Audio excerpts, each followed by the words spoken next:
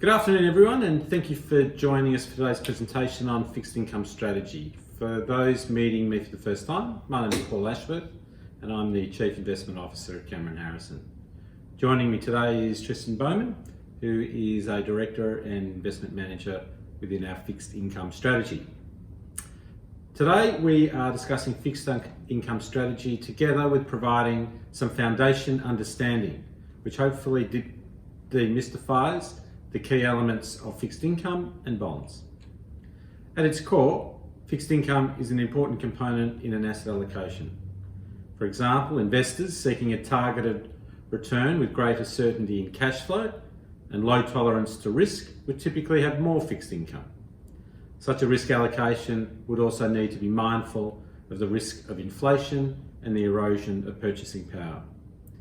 This simple summary starts to illuminate some of the key areas of fixed income we'll address today, covering risk, cash flow, long-term purchasing power, and therefore, most importantly, inflation. So today we have a mix of understanding and strategy, and we'll address firstly an understanding of the yield curve, secondly where we see the yield curve, thirdly the fixed income spectrum and where Cameron Harrison invests, and finally Cameron Harrison's interest-bearing securities strategy and how it is positioned going forward. So Tristan, I'll let you now take us through an explanation and an understanding of what the yield curve is. Thanks, Paul. Going back to basics for a second, the yield of a bond is the annual coupon or interest payments as a percentage of the price of that bond. If a bond pays a coupon of $3 per annum and it costs $100 to buy that bond, then the yield is 3%. In simple terms, the yield is set by the market with reference to a number of economic and market factors. If the yield goes down, the capital price goes up. Conversely, if the yield goes up, the capital price goes down. This is important because it highlights that the value of fixed income assets move up and down every day, like other securities, and that there is some volatility, though nowhere near the levels of equity volatility. For Cameron Harrison, we purchase for a total yield on acquisition, not for capital gains during our holding period. Accordingly, we operate a hold to maturity strategy subject to the ongoing suitability of the issuer. We do this by managing to our assessment of the yield curve, which Paul will discuss in a bit more detail shortly. A yield curve represents interest rates on debt for a range of maturities, from overnight cash rates to 30-year bonds. The yield curve shows the yield an investor can expect to receive if they lend money for a given period of time for a constant level of risk. The graph displays a bond's yield on the vertical axis and the time to maturity on the horizontal axis. Ultimately, the yield curve will determine the compensation for taking a longer exposure to debt and whether you wish to invest in a fixed rate of interest or a floating rate. This is driven by inflation and, importantly, inflation expectations. The factors that impact short-term rates and long-term rates, and therefore the shape of the yield curve, are firstly macroeconomic forces or demand. Government bonds are defensive assets and their demand will reflect investors' attitude as to what future economic growth looks like. Flight to safety supports bonds and typically lowers the yield and increases the price. When the outlook for growth is positive and modest inflation is expected, then investors look for longer dated debt, which compensates for inflation expectations. Secondly, fiscal policy or supply. Like any business or a household, governments have two sources of cash flow to their budget spending. Firstly, revenue or taxes, and then secondly, debt. Governments in a budget deficit position will need to rely on debt funding to support their budget spending, and that debt is provided by raising government bonds. In normal conditions, if we have an increase in supply of debt against stable demand, we'll again see bond prices fall and yields rise. And then thirdly, monetary policy. Central banks around the world have taken centre stage since the 1980s, and more spectacularly since the GFC, to influence the yield curve, particularly shorter term rates. This comes in two forms. Firstly, short-term rates or policy rates explicitly being set by the central bank. For example, the Reserve Bank of Australia currently has a cash rate target of 0.25%. And then secondly, quantitative easing. purchasing government bonds on market to reduce the yield at certain points in the curve. Putting all those factors together gives you the yield curve. Given the number of influencing factors, deciphering the exact cause of the change in that yield curve can be difficult, but it is very important. The yield curve not only impacts the bond market, but also equity and property markets. This is because asset prices and yields are inversely related. If the price of an asset increases, the yield decreases. And likewise, if the cost of funding decreases, the price of an asset should increase, all things being equal. Taking residential property as an example, the correlation between bond yields and house prices over the past 20 years has been very strong. As bond yields have decreased, so does the cost of debt. The cheaper the debt, the more debt a household can take on. This all flows into higher property prices. Likewise, when bond yields increase, it can be expected that asset prices will decrease, unless there are, of course, increased earnings to support the higher yield demanded. So let's consider what the yield curve looks like based on different economic outlooks. Here we have used historical Australian government bond yield curves so you can relate to those past economic environments. The yield curve tells us one important piece of information, the expectation of where short-term rates will move. And generally speaking, there are three shapes of the yield curve. Firstly, we have a normal yield curve or a positively shaped yield curve. The general expectation is that future economic growth and inflation will be higher than the current environment. As an example, in the year 2000, the economy was starting to build momentum following a mixed decade of growth in the 1990s. We can see higher unemployment at 6.6%, but it was improving. Productivity was increasing, and importantly, some inflation was present but well contained. At the time, it was described as a Goldilocks period. Secondly, we can have a flat yield curve where interest rates are expected to remain the same. June 2008, we were in the midst of the global financial crisis, with Lehman Brothers collapsing shortly thereafter. Despite the turmoil occurring in the US, the local economy was buoyed by then record iron ore prices. This left the RBA cash rate at 7.25%, with bond yields across the spectrum of maturities being fairly consistent, an indication of the uncertainty at the time. And lastly, we have an inverted yield curve where interest rates are expected to decline. 1990 saw the recession that we had to have, and locally we saw extremely high short-end rates at around 17%. The market, quite rightly, saw this as unsustainable and priced in several rate cuts.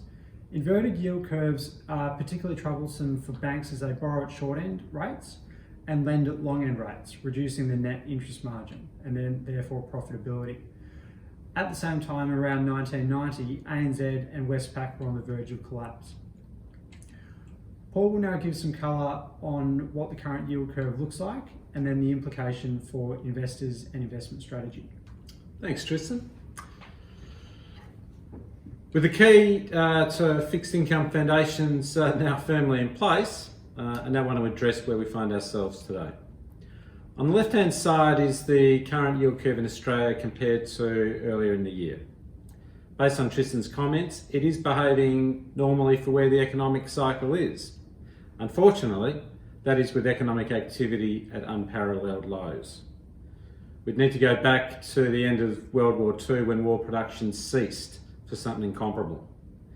Whilst today's circumstances are very different to 1945, the comparisons with how economies deal with the hangover effects of war spending and deficits is quite illustrative of where we find ourselves now and moving forward. On the right-hand side, we can see that we approach the future pursuit of economic growth, modest inflation, and hopefully an eventual reduction in debt from a very awkward position. With short-term and long-term interest rates at below 1%, traditional interest rate setting policy tools are exhausted. This leaves novel new policy tools which potentially represent a seismic change for fixed income investment. Let's consider short-term interest rates firstly. Our position, that is, in Australia, we think on balance the cash rate will remain at 0.25%. And importantly, we do not foresee the RBA entertaining negative rates, which exists, for example, in the Euro region at negative 0.5%. This policy is a traditional interest rate setting policy. That is, setting interest rates to achieve inflation of between 2 to 3% with a corresponding healthy level of economic growth and employment. Crucially, we do not see this level of cash rate being lifted, at least until the late 2022, and this is a strong anchor for short-term interest rates over the next 2 years. All things being equal, this provides funding markets, we think, a strong sense of surety, which will assist confidence. In the US, the Federal Reserve cash rate target is 0.25%. And like Australia, we see little likelihood of rates moving upwards till at least 2022. In terms of negative interest rates, the Federal Reserve has been more explicit, stating this is not a direction it will be taking, and this was confirmed again last week. Again, this is supportive of confidence and combines with the more unorthodox policy actions that the Federal Reserve and the RBA are taking and will need to take further up the yield curve. So we see in the US that the Federal Reserve has employed some significant unorthodox liquidity tools, which demonstrate Jerome Powell's stated commitment that they will act forcefully and decisively to ensure the key cogs and wheels of the US economy remain greased and operational. It is equivalent to do whatever it takes. Here we see the short-term commercial debt paper market. In early April, it went into a liquidity meltdown and basically failed to operate, and this was reflected in skyrocketing margins. The Fed very rapidly intervened to provide the necessary liquidity through direct action and ongoing targeted short-term funding programs. The result is now normality has returned to this funding market. I raise this commercial paper example because it highlights a new and evolving role for central banks, in addition to just conducting monetary policy through the setting of interest rates. And that is providing backstop funding of markets and ensuring overall liquidity if and when required. In the short term, this provides a lot of confidence to money and bond markets that the Fed will be there. In the medium term, however, there is a risk of abuse by market participants. In terms of longer term interest rates, we expect long-term rates might edge lower, but otherwise will be flat over the next 2 years. The crucial issue is the yield curve beyond 2 years. So what we see is that there has been a significant government debt accumulation, particularly over the last 10 years, with more deficits to come, which will add to the existing debt pile. But the level of fiscal stimulus will be important to longer term rates, with again more significant debt added, which all things being equal will pressure rates upwards.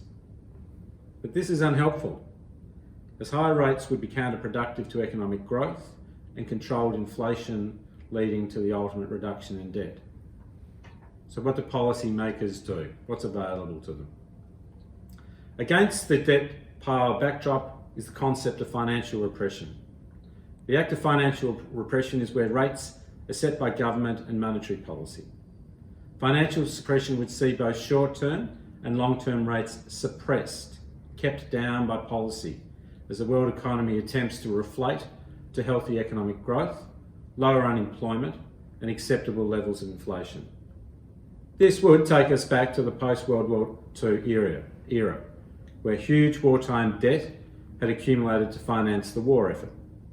US bonds were suppressed from 1945 up to the late 1960s.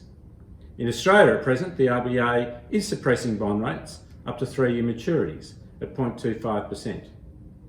The trick is to generate sufficient inflation, but not too much, such that as GDP grows, with debt remaining constant, and over time, the debt to GDP percentage gets smaller. For this to work, interest rates must remain low for the next 15 years. So it was in 1945, and most likely, so it will be for the next 15 years here. For bond investors, this likely provides low nominal yields and probably negative yields when adjusted for future inflation. For fixed income with longer duration, being fixed interests for longer maturity periods, this increasingly looks like an average deal over the next 2 years and a pretty bad deal beyond 2023. Subject to sensible strategic fiscal stimulus, the broader implications for equities, property and commodities would, over time, be mildly to broadly supportive. So let's now turn to the fixed income spectrum and where it is that we invest. So I'll hand back to Tristan. Thanks, Paul. As we know, asset classes have different levels of risk and return, behaving differently in different market environments. We can see this in the diagram on the right. At the lower end of the risk spectrum are government bonds, and at the higher end are equities. Depending on an investor's risk tolerance, specifically volatility and the likelihood of positive and negative returns, they will adopt a blend of these asset classes to create a diversified portfolio to mitigate concentration risk, that is, being too heavily exposed to one asset class.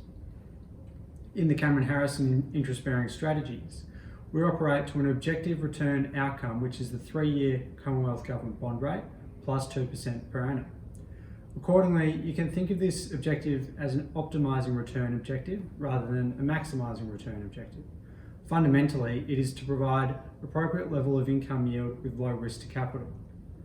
The management and achievement of appropriate income with low risk to capital is delivered through a highly diversified portfolio of securities, from government guaranteed securities to senior secured notes, hybrids and higher yielding bonds. The result is a strategy which reflects our strategic settings, risk parameters, and of course, return objective with capital stability. I thought it might be helpful to go through a couple of examples of the type of fixed income securities which we invest in. Firstly, we have the Macquarie Bank Capital Notes 2. Last week, we added this security, which is issued by Macquarie Bank, part of the Macquarie Group. The hybrid name refers to the security having both elements of debt, being fixed interest payments, and equity as the notes can convert to equity if the regulators intervene to strengthen the bank's balance sheet. As you can see, the coupon paid reflects the current market pricing of these hybrid securities. It pays a floating coupon of 4.7% over and above the 3-month swap rate, a level of compensation which we view as appropriate for the level of risk. The trading margin will fluctuate through the life of the note, and the risk premium demanded will change to reflect the current market and economic environment. These securities are rated by Moody's as the equivalent of BBB-, and the trading margin is appropriate for that rating. Secondly, we have the Bank of Queensland covered bond. At the lower end of the risk spectrum sit covered bonds, and these bonds are secured by specific mortgage collateral relating to loans issued by the bank and therefore viewed as very secure. In our wholesale strategy, we have recently added these bonds issued by Bank of Queensland, and they are secured by that direct pool of mortgages. Like Australian government bonds, these are AAA rated and sit at the low end of the risk spectrum. And the coupon reflects that lower risk, pays a floating coupon of 1.07% above the 3-month swap rate. These are just two examples of the types of bonds which we invest in, and in the same manner as our equity and asset allocation strategies, the interest-bearing strategies are dynamically managed and adjusted over time according to economic and market conditions to be within our policy and risk parameters. And I'll hand back over to Paul, who'll talk a bit more specifically about our strategy at the moment. Thanks, Tristan. So I thought it'd be useful to show you, bringing all of that together, what the portfolio actually looks like. And what you'll see there is over 50 individual exposures. It is a very highly diversified portfolio, and that diversification is across the borrowers or the issuers, the security types, which we've touched on in terms of the risk spectrum, from government secured through to hybrid issues, all of which is done and conducted and managed to a risk management framework which sees strict holding and issuer limits. But as Tristan said, our objective is to produce stable cash flow with only a modest reference to capital growth. We are here to generate an appropriate income yield return for our investors. As we've mentioned, our benchmark with the Commonwealth bond 3-year rate plus 2%, that currently stands at 2.54% per annum. So our key settings for the portfolio see us very much concentrated at the short to mid end of the yield curve, and that sees a weighted maturity of 3.2 years for investor funds. Related, therefore, is that the portfolio has a floating rate exposure of 78% and a fixed rate exposure of 22%. The combination of those two factors sees a duration of around 1.4, which means that the portfolio has a very low risk exposure to movement in the yield curve going forward. The weighted yield to maturity as of the end of last week was a healthy 4.15% against that benchmark. As we've said, we have a reticence to investment in sovereign government debt going forward, and we think that duration investment will be difficult and will struggle beyond the 2-year outlook period. So just finally, turning to what this looks like over a period of time. Here we can see the portfolio and how it's performed since July 2013 through to the most recent period of May this year. And then we can see that the return for the portfolio over that period was 4.45% against the benchmark of 4.05. So we see that the capital stability has been achieved even with the most recent extreme volatility in markets, particularly through April, and with a good constant flow of income going forward, and we see that flow of income at these levels continuing for the outlook period. So with that all together, we thank you for taking this considerable time to join us today in terms of Cameron Harrison's fixed income strategy. We hope that you've gained a deeper understanding of how the various components work and what the approach of Cameron Harrison is within the yield curve and where it is that we concentrate investors' funds to produce that objective.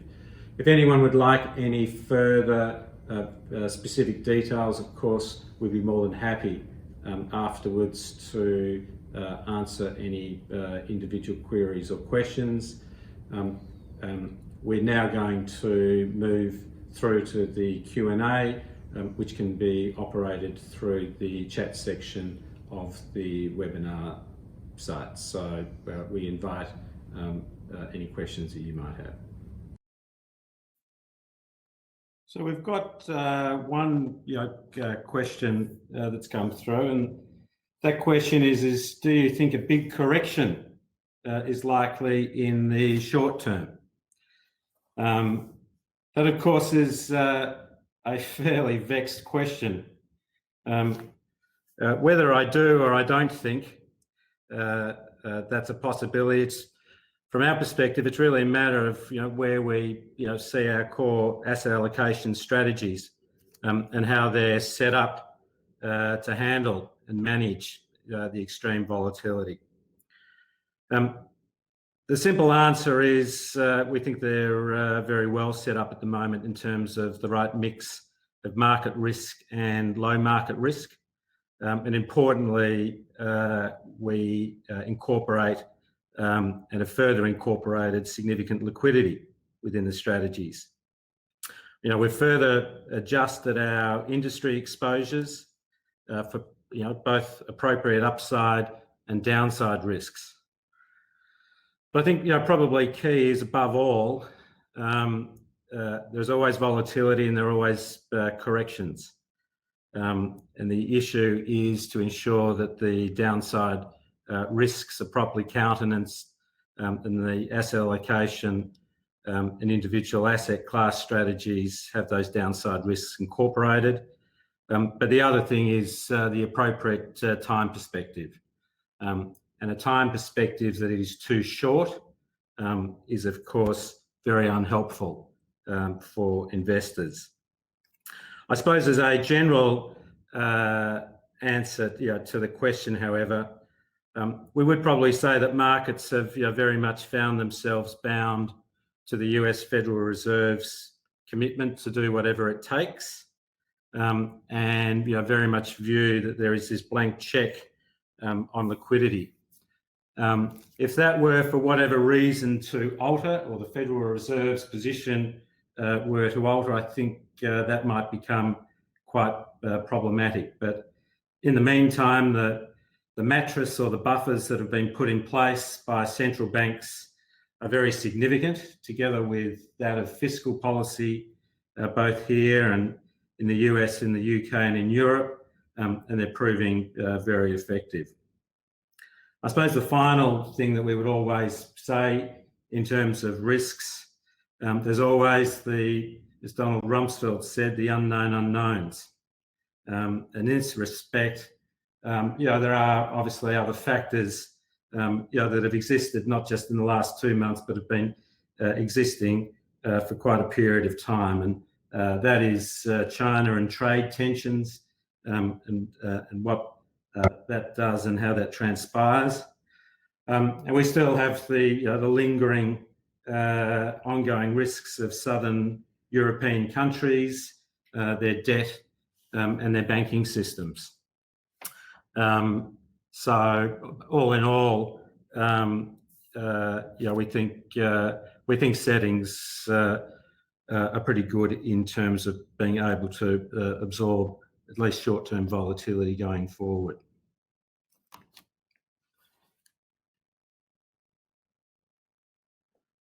Another question's come through, and that is in terms of, are banks suffering? And what is our view? I suppose the simple answer is yes, they are. And it's largely on the demand front. And that was recently reflected in the last minutes from the RBA. The demand for credit, it requires strong confidence in what your future outlook is, and unfortunately the outlook is poor, and as a result, so too is confidence. If we see, for example, when we look at Westpac's residential mortgage-backed security trusts, there are RMBS securities, we can see that they've granted COVID-related deferral relief to borrowers, and it's currently they've accepted 10%. So 10% of borrowers are in receipt of that. So that's what's been approved. You could add another, anywhere between another 10 to 20% in terms of borrowers which are marginal and struggling. So it's clear that there's difficulty, and there'll be significant difficulty in terms of demand for credit growth going forward. I suppose whether it's a V or a W shape, our focus is really, I suppose, on the residual risks and where they sit. And when it comes to banks, we think those risks very much squarely sit with the shareholders, or if you like, the equity holders.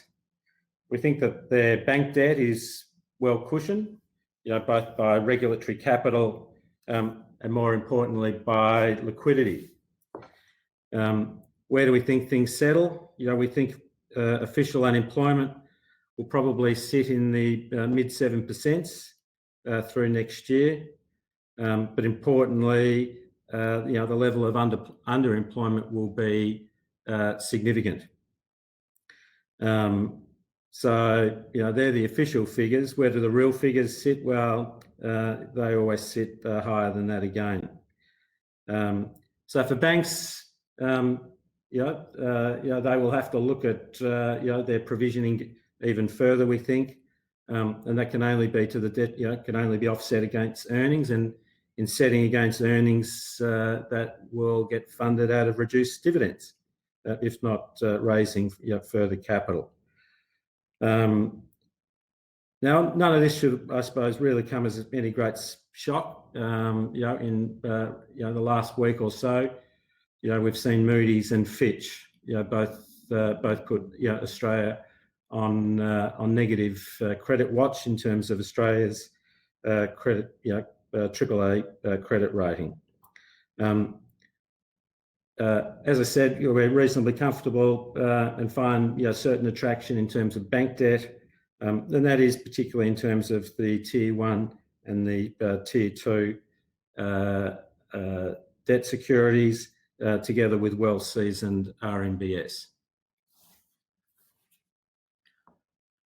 Okay, so in terms of other questions,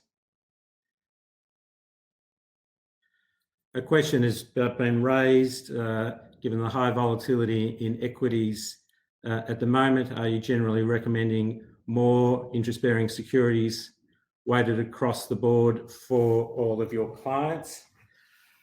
Well, that gets into our asset allocation settings and strategy, of which we operate a spectrum of asset allocation strategies. But within our core dynamic strategy, there has been the case that we have been holding a significant level of interest-bearing securities for really the last 18 months to 24 months. And that is largely attributable to a lower allocation to Australian equities due to our concerns and downside risks in terms of the Australian household, and also in terms of our exposure with trade links to China. Of more recent times, we have made some industry adjustments to our Australian equity exposure, which has seen a further modest reduction, down from 22% down to 20% exposure to Australian equities within that core.